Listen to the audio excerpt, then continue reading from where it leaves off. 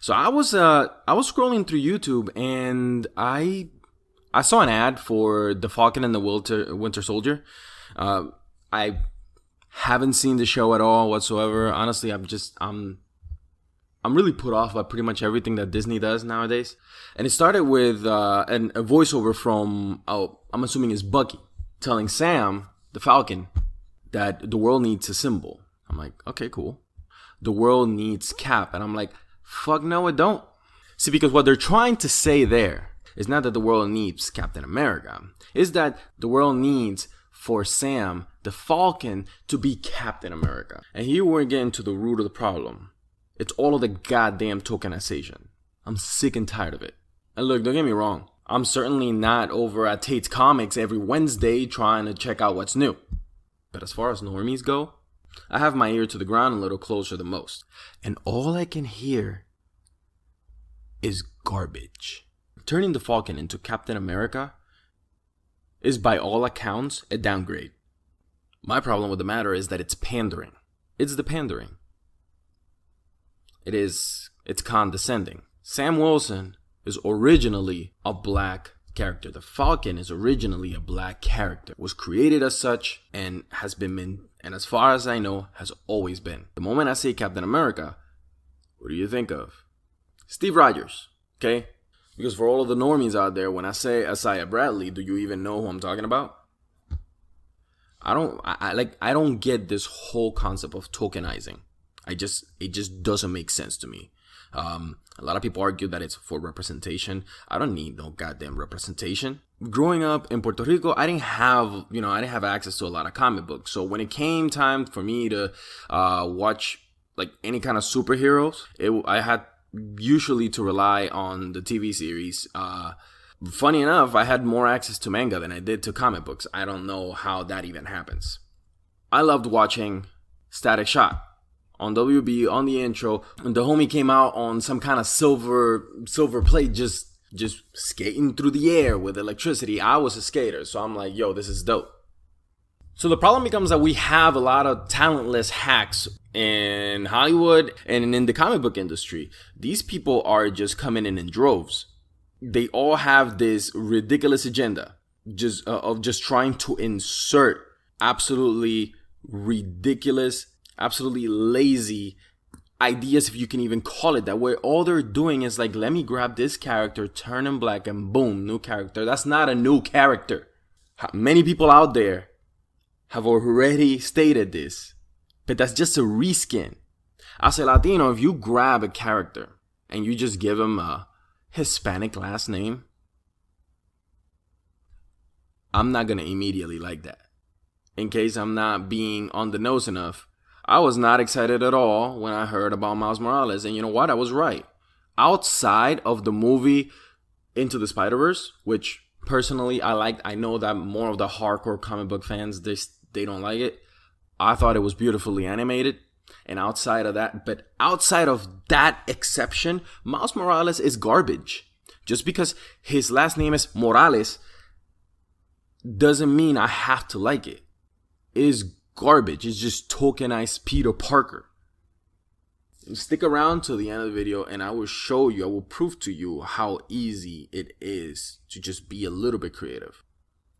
Look, I don't know about you, but I'm not very big on the idea of some creative getting a character, making the same ethnicity as me, and be like, hey, you like this, right?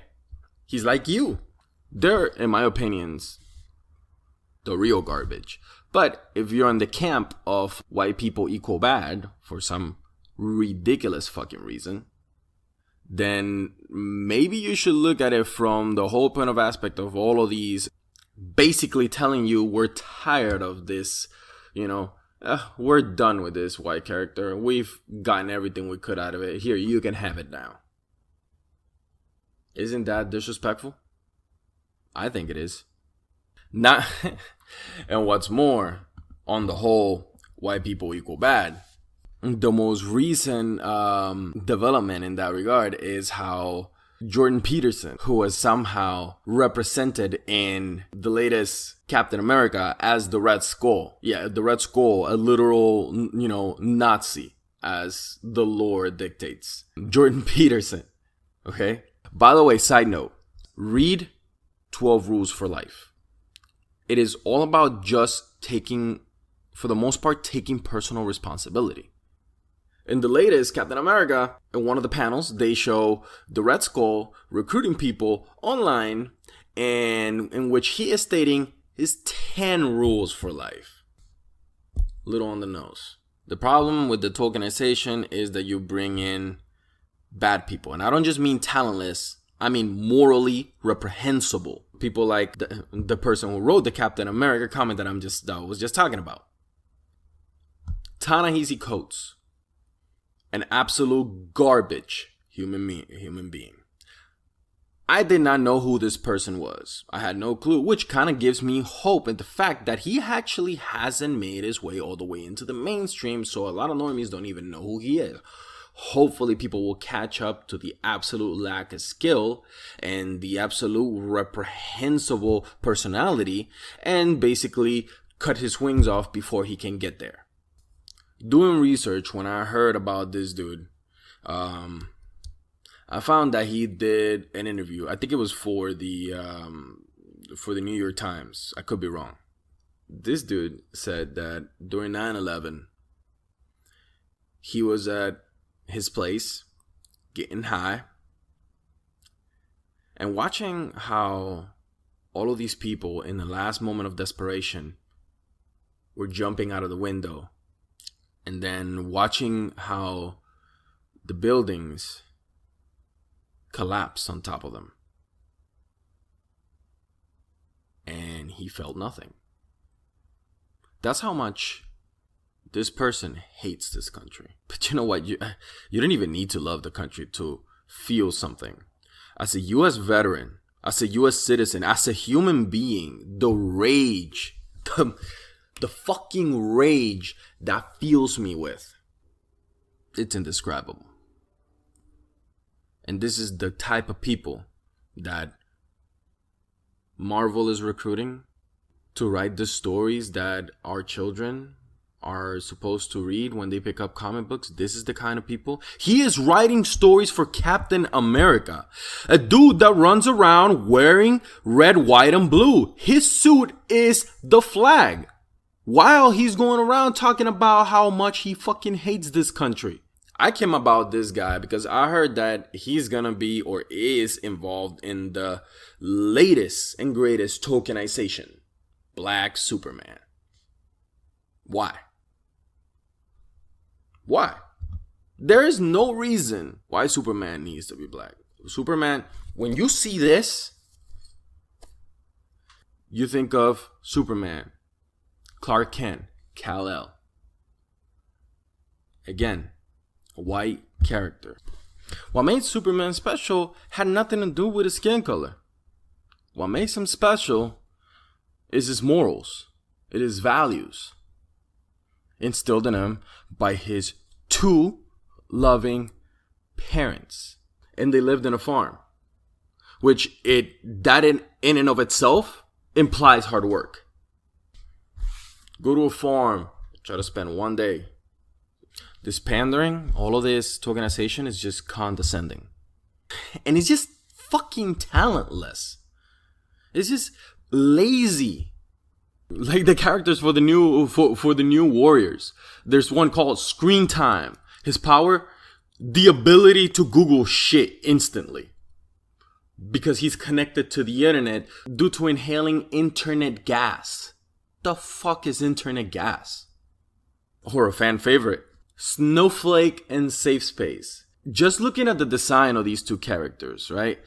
There's no thought. Whoever designed this has absolutely no skill in character design. The one thing that as an artist you need to be good when creating a character is character design. They don't give a fuck about skill. They don't give a fuck about talent. They don't give a fuck about even understanding what makes a good character, what makes a good hero, what makes a compelling story. They don't care It's all about their fucking agenda. That's why you get these fucking losers like Ta-Nehisi Coates just tokenizing characters left and right and making fucking Black Superman. That's why you get garbage like snowflakes in Safe Space. That's why you get trash like fucking non-binary Flash. Yeah, that's what the fans want. Take Flash and just make him very confused about biology. That's how you get more garbage like JLQ, Justice League Queer. Look, I'm gonna say this right now, and if it offends you, too fucking bad is the truth. If your entire personality consists of being gay, you're not a very interesting person. If your entire personality consists of being Black, you're not a very interesting person. If your entire personality consists of being Latino or any other ethnicity, any immutable factor, something that you cannot control, you're not a very interesting person. So that's why it bothers me when they try to pander this whole thing about fucking representation. It's like, I don't need someone to look like me in order for them to inspire me. That's how you get fucking tone-deaf idiots that don't understand people's culture, trying to pander to their culture, like America Chavez. A young superhero with a complicated past. She is a young Latinx woman. Okay, if there are any of you out there confused about this term, Hispanics don't give a fuck about this term. We don't like it. This term, it is created and utilized primarily by white liberals because they're the only ones that fucking care about this shit. They're the only ones that care about whether there's a particular demographic in any way, shape, or form that it's being affected by microaggressions or whatever the fuck you want to call it. But the primary reason why I say also that it's white liberals is because it has to be someone who doesn't understand the language. Because the whole concept is rooted in the premise that the language is somehow sexist, that the language is somehow diminishing females, because when you are addressing a small individual groups of Hispanics, that somehow it diminishes the value of the females because you are favoring the term Latino over Latina, right? This ignoring two crucial factors. Number one, that the entire language, my entire language, is gender. So, if I am to remove gender from everything, you are basically preventing me from speaking my language. Like if I were to refer to the table, the microphone, the computer, the helmet, instead of la mesa, el micrófono, la computadora, el casco, that would be mesex, microfonex, computadorex, casquex. Like, the second factor that it ignores is that when you are addressing individual group, but it's when you're referring to the individuals group of Hispanics, you say Latinos. But then when you are utilizing terms that inherently address a large, diverse group of Hispanics, the term switches from male to female. So like when you're talking about a congregation of Hispanics, la congregación latina. When you're talking about a class of Hispanic, la clase latina. A family, la familia latina. A society, a community, la sociedad latina. La comunidad latina. A nation, la nación latina. That's why I say that these fucking idiots that perpetuate this term, Latinx, they don't understand the language. They don't even speak the fucking language. And if there are any Hispanics whatsoever that somehow have embraced the term, my goal is not to make them feel bad. But it is an undeniable factor based on everything that I have just laid out here before you, that They don't understand the language. They likely don't speak the language. And it's very likely that they did not grow up in their homeland or surrounded by a Hispanic community. Because these are basic terms that they would have known. They would have understood why the term Latino, or referring to individuals as Latinos, isn't actually offensive. I diverged there a little bit just because it's something that I've meant to address for a while.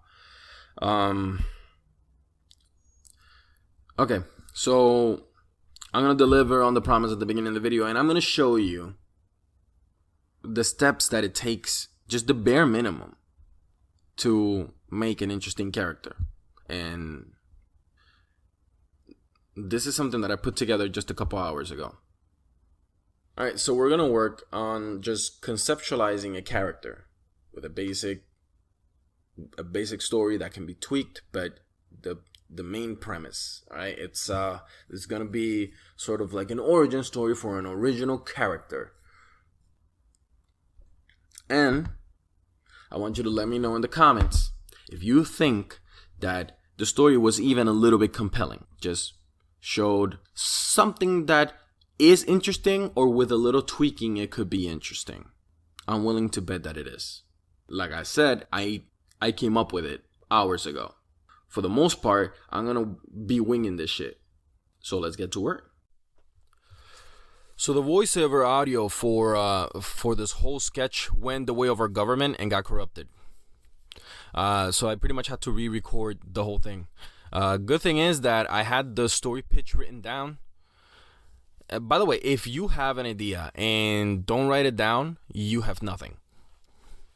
So what's happening here is we're going to create some silhouettes. My character is a male, so I'm going to create a base upon which to build some interesting design elements. Then I'll go ahead and duplicate that base, and for the sake of this video, I'm only going to do 9. But for serious character design, I would suggest no less than 50 or even 100. The reason being that the first half tends to be very obvious because you're pulling from surface level ideas. By the second half, you're often feeling creatively spent. And then you start getting weird, possibly designing things that you probably would have never thought of. Now, take that concept and compare it to the new warrior characters. Yeah, barely any difference from the base. So a couple of things. The easiest way I could come up with a story was to pull from my culture, my ancestry, as creatively as I could. The names and concepts that you're going to hear, they all come straight from the mythology or history from the early days of Puerto Rico. And the main character is a jíbaro, which is what we used to call the OG Puertorriqueños, which were predominantly farmers. And as such, a key element that I want to have in pretty much all of the silhouettes is la pava. La pava is what we call the straw hats that they used to wear. Anyway, with that being said, enjoy. It is the late 1800s in the island of Puerto Rico.